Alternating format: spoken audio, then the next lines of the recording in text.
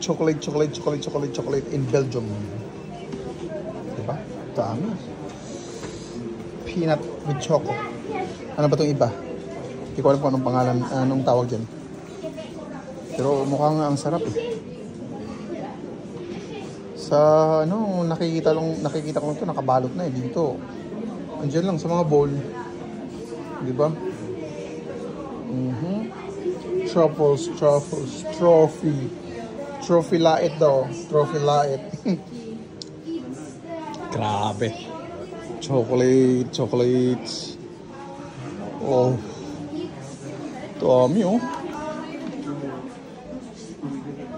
Ang lalaki ng chocolate, may mga laman to eh. Yan oh. Yun oh. Mga bolts, nuts.